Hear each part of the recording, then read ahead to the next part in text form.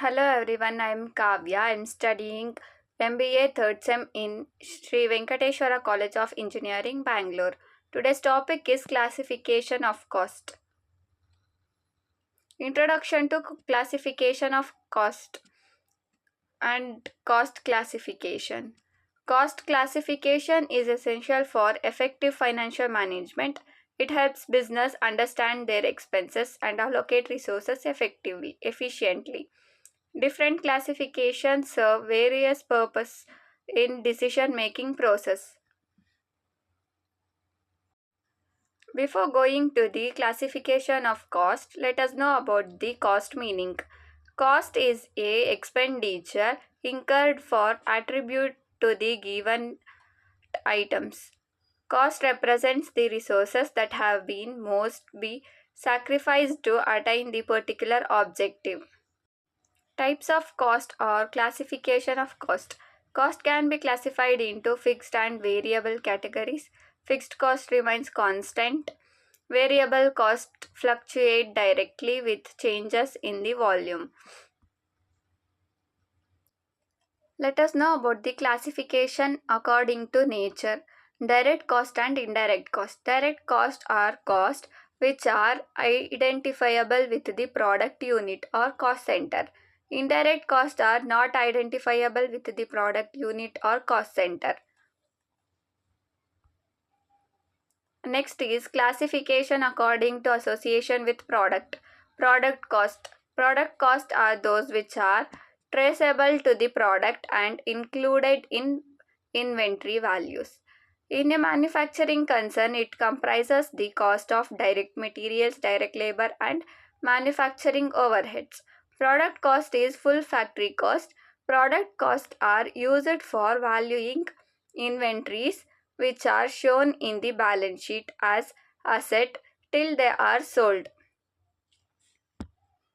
Next is period cost. Period costs are incurred on the basis of time such as rent, salaries, etc., including many selling and administrative costs essential to keep the business running.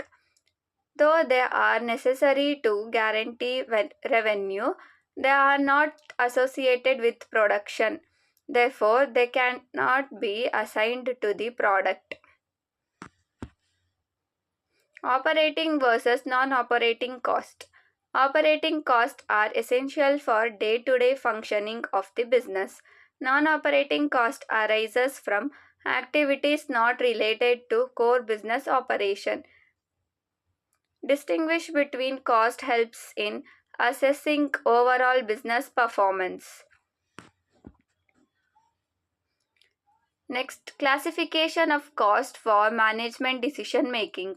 One of the important function of cost accounting is to prevent information to the management for the purpose of decision making. Decision making certain types of costs are relevant.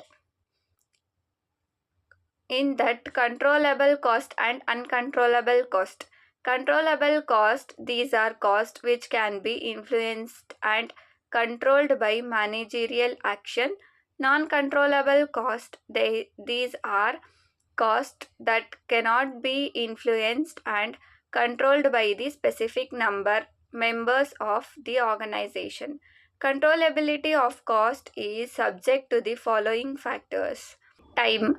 Certain costs are controllable in long run and not in the short run. Location. Certain costs are not influenced and decided at the particular location or cost center. For example, if rent agreement of all factory premises is executed centrally at the head office. Product. Certain costs are controllable by reference to one product or market segment and not by reference to the other. For example, some products require more advertising and sales promotion efforts than other products. Relevant versus irrelevant cost. Relevant costs are future costs that will be directly affected by specific decision. Irrelevant costs are past costs that do not impact future decisions. Next is sunk cost. Sunk cost is one of that has already been incurred and cannot be avoided by decisions taken in the future. As it refers to past cost, it is unavoidable cost. It can be defined as the expenditure for equipment and productive resources which has no economic relevance to the present decision making process. This cost is not useful for decision making as all past costs are relevant. And some of the other costs are urgent costs. These costs are those which must be incurred in order to continue operations of the firm. For example, cost of material and labor must be incurred if production is to take place. Next is joint cost.